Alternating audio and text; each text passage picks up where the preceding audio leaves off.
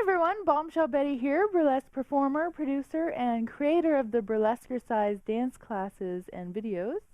And I'm so glad that you decided to join me for this free course. In this first video, I'm going to show you those 7 all-purpose crowd-pleasing burlesque moves that I told you about. But before we get to that, I want to talk about stage presence. So there seems to be this big myth out there that stage presence is something you've either got or you don't. That you're either a natural performer or you're just not. So why even bother? Just get off the stage, right? Well, no, that's absolutely not true. Stage presence can be learned. Right? I know this from my own life. I was definitely not a natural performer. In fact, and a lot of my students don't believe me when I first tell them this, but I was one of those super shy kids. In school, I would sometimes go weeks without saying one word to anyone. It was almost like I didn't even have a voice. I was that shy. And I'd sit in class and I'd just hope, please don't call on me, please don't call on me. Even when I knew the answer, I just didn't want the teacher to call on me and have everyone look at me. And then when that did happen, everyone would turn, and I'd feel my face go beet red, started feeling hot, like my whole body was hot and burning, not in a good way. Have you ever felt that? I'm sure it's a pretty common experience. But I would feel that, and I'd clam up, even knowing the answer, and I'd say it, and it would just squeak out. And I'd usually have to say it a few times because I was so quiet nobody could hear me, right? So that's where I come from. I was that shy, like debilitatingly shy. But the thing is, when I was at home, around my family or around other people I was really comfortable with, I was this gregarious, funny, loud person. So it was almost like I was 2 different people. And that was really awkward and painful. By the time I turned 18, I decided I wasn't going to let this shyness paralyze me anymore. I didn't want it. I wanted to learn how to be that outgoing, gregarious person all the time. So I decided to jump in head first and learn to be more outgoing by performing. So I'm one of those people who I believe I can do anything I decide to do if I just commit to it and then jump, right? And so I did that when I was 18, 3 months after my 18th birthday, January 20th, 1996, I got on stage for the first time. And I remember standing there backstage waiting to go on, and I was terrified, shaking, my heart was pounding, and I heard the MC introduce me, and I just thought, well, this is it. This is me. I'm on. Better do it. And I went out there. The next thing I remember was me walking off stage, shaking like a leaf, terrified, and thinking, well, I did it, right? I didn't die. It happened. Funny thing was, that moment I stepped off of stage, I realized I couldn't remember one moment of being on stage. So one of the girls backstage asked me, she knew it was my first time, and she says, oh, how'd it go? And I was just like, I have no idea, right? So I was that terrified that I just blocked it out. I still can't remember a moment of it. So if I can do this, and I can start at that level, and just, I kept with it. I kept performing, kept getting up on stage. Little by little, I got more comfortable, right? When I first started performing burlesque, there weren't burlesque classes. So I had to learn through the act of performing itself, through my own research, and trial and error. Now, you don't have to do that. There are so many great burlesque teachers now, and here I am, I'm giving you free burlesque lessons so you can benefit and you can gain confidence, and you can transform yourself without having to go through those years of trial and error like I did. Stage presence is something that you can learn. The only reason that any performer that you admire is better than you is because they started before you did. They've been getting up on stage and practicing. They've been studying, and they've been working on their stage presence, whether consciously or just through the repetition of getting on stage. For how long? Maybe they got on stage the first time when they were 2 years old, and they have 20 or 30 or 40 or 50 years experience. How do you know? All right, their advantage is that they started before you. But you can start practicing and studying, and you can get out there and you can knock people's socks off. And just because you don't feel confident in the beginning doesn't mean you can't get anywhere you want to get with it. All it takes is practice and some techniques. And I'll teach you in this video the techniques that I teach in my Intensive 1 course, so that everyone, when they do their debut solo act after 12 weeks, they are able to get up on stage and knock people's socks off. Okay, you can practice this within a few weeks and knock years off of your learning curve. So what is stage presence anyway? What is presence? By definition, presence means being present in that exact moment while you're on stage. So you're not focused on the future, you're not focused on the past, you're in that specific moment. There are 4 levels to work on stage presence. The first level, and this is the level that I focus on when teaching brand new performers, the first level to focus on is your body. Of course, you have to control what your body's doing at every moment during your act. So to be present in your body means you want to actually feel what is happening in your body. What does your body feel like? Where is your weight on your feet?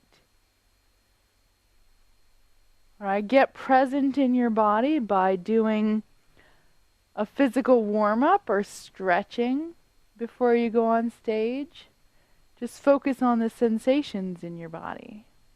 Next, you need to go big physically. All right, most people, when they first start to perform, they want to move the same on stage that they move in their daily lives.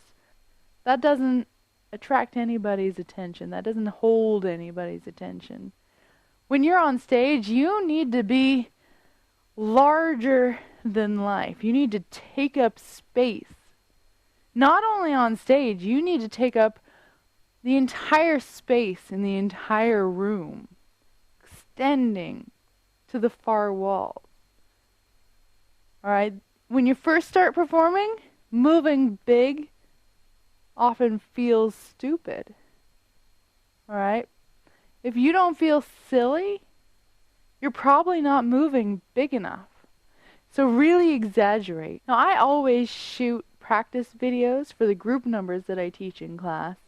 And one of my students recently told me that she was watching herself in one of these videos, and she said she thought she was moving really big, but she watched the video and it didn't look as big as she thought it was. And that's exactly my point. When you're first starting to perform, you're going to feel like you're moving bigger than you really are. Okay, so you need to move so big that it feels ridiculous. But when you're on stage, or even on video, it won't look ridiculous. It looks a lot smaller than it feels like. So go for it. Don't hold back. Go as big as you possibly can. Open out. Extend. reach through your fingers, through the walls, past the walls, point your toes, take up some space. The next thing that I'm asked about all the time is face expression. Now, the first thing I'm going to say to any of you who are just starting out performing is smile. So many people, when they first perform, they want to have a sexy face, and to them, sexy means serious and sultry. There's no smiling involved. But unfortunately, when you're first starting to perform, if you're really, really nervous and you don't have a lot of stage experience, serious sultry comes across as blank, which the audience either interprets as scared or bored or bitchy. And none of those things are what you want to come across as, right? So, when you're first starting, smile. If it has to be an evil smile, do that. Just as long as you're smiling. Okay? Anytime a human being smiles at another human being, the automatic response is a smile. So if you're on stage and you're smiling, the audience is going to smile back at you. So you're going to look out and see a wall of people smiling at you, and your feeling is going to be, oh my God, they love me. Right? Whereas if you're looking serious, their response is going to be to look serious back at you. They're going to reflect what you're putting out. So if you're being serious, they're going to be serious right back. And even though they might be thinking, well, she's gorgeous, I just love her, you don't know that. All you see is... And so you're up on stage doing your dance thinking, oh my God, they hate me. What the hell am I doing up here? Right? So rather than putting yourself through that for no good reason, smile at them, let them smile back, have that energy bounce back and forth. When you're first starting, that's the easiest way to go. It's going to keep you going. Right? You need that feedback, particularly when you're first starting and you don't know how to look for other cues and other responses from the crowd. You're too nervous to take in subtle responses. Smile at them, get them smiling back at you, and that will make things a lot easier. All right, so number one tip, smile. The next tip, very important, keep your eyes up. 99% of ladies, when they first start to perform, their eyes drop. In class, on stage, doesn't matter. You get nervous, you're going to do your moves, but you're going to do it like this.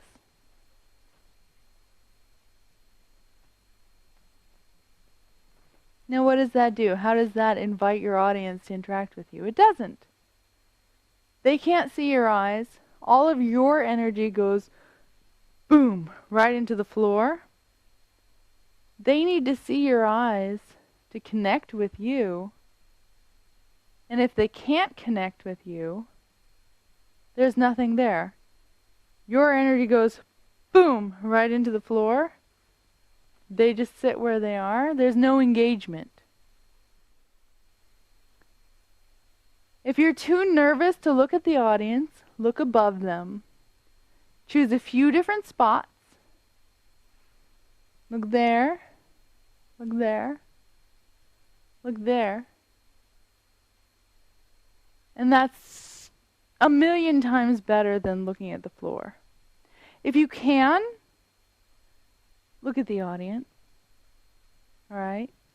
This is scary, I know.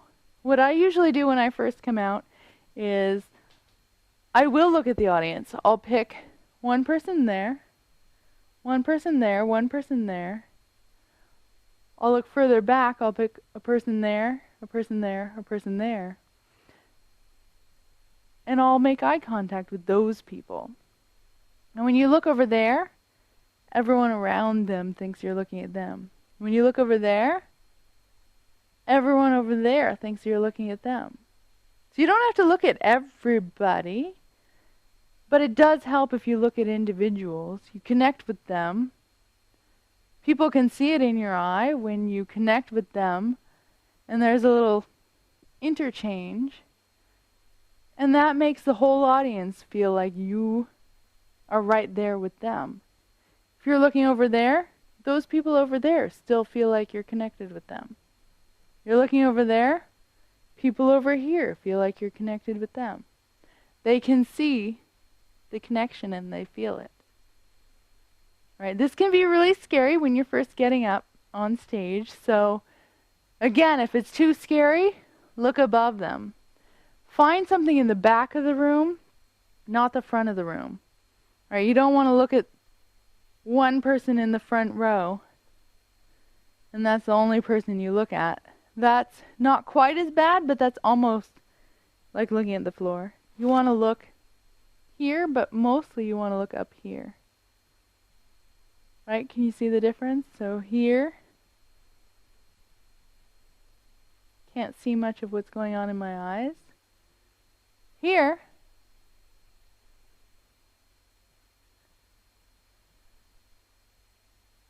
you can see my eyes. Right? So if you need to, look back there somewhere you can't even see very well. Pick the exit sign and look at the exit sign and seduce that exit sign. Hey there, exit sign. Ooh. Right? Or, oh, hello, bartender. Whatever's in the back of the room, find something there, even if it's blurry. One of my students takes off her glasses and doesn't put in her contacts so that everything's a little bit blurry so that she can pick people, but she doesn't actually have to see their response. Now, I like to see the response. When I come out, I pick one person over there, and I pick the person who's paying attention. I pick the person who's having the most fun, and it's going to bounce that energy back at me. I don't pick someone who's sitting there texting. Right? I don't pick a couple over there who's talking. I come out and I look around and I go, you look like a lot of fun. I'm going to focus on you. And you're having a great time. You're looking at me. Let's have that interaction. That's what you want the audience to feel.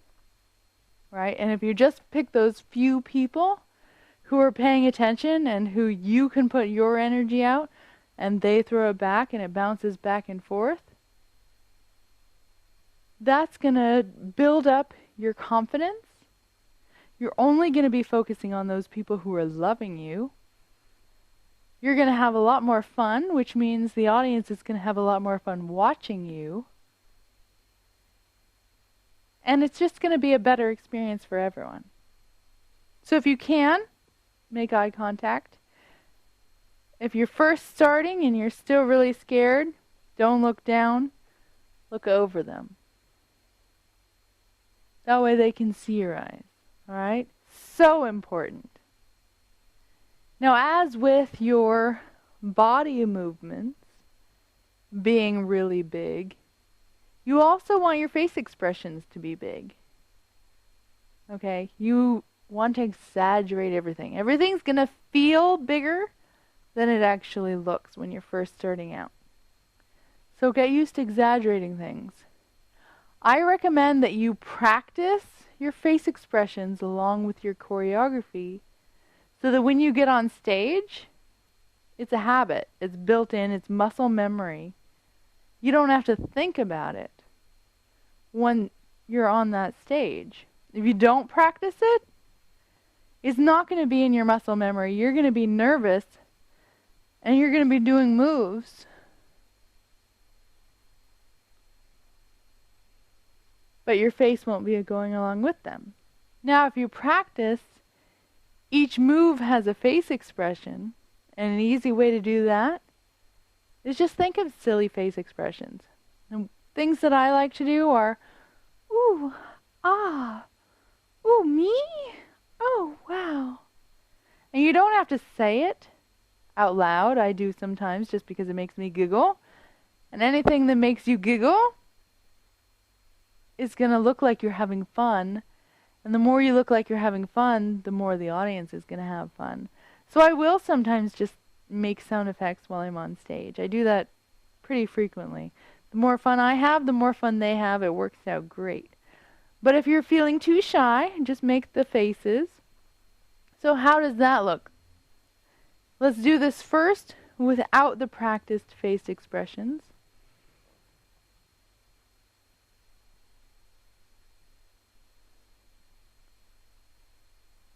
I can't even not do it. Let's do this first without the practiced face expressions. Let me stop. I have to stop my face expressions.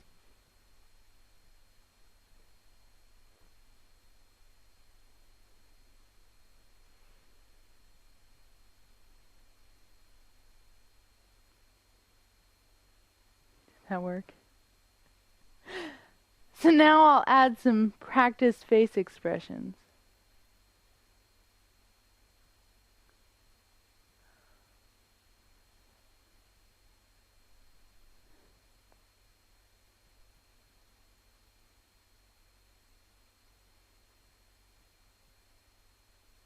So which of those looked like more fun? What was more engaging? Did you like watching me with no face expressions? Or with silly face expressions? Did they actually look silly? Or did they look appropriate to the moves? Just because something is going to feel silly and exaggerated and uncomfortable doesn't mean it's going to look that way. So practice it. Practice, practice, practice until it becomes automatic while you're doing the moves in your performance. Alright, so we're going to continue on with our focus on the body for this video. Next, I'm going to show you some stage posture and movement techniques, as well as those all-purpose crowd-pleasing burlesque moves that I promised you.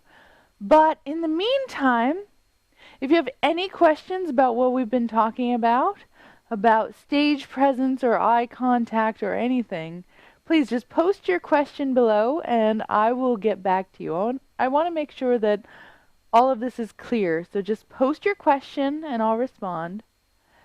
And if you have some burlesque experience, please share your story with other people who are watching this video. Let them know, how has burlesque changed your life? Has it changed your confidence level? Do you feel better about yourself since you've been performing? Are you having more fun? Because I hear these stories all the time about how burlesque builds people's confidence, changes how they feel about themselves. But it means so much more coming from you. So share your story and let other people who are thinking, well, maybe burlesque will do it for me, but I'm not sure. Let them know that maybe they're just like you and maybe it will make a difference. All right, so go ahead and just write your story or write your question below and then come back.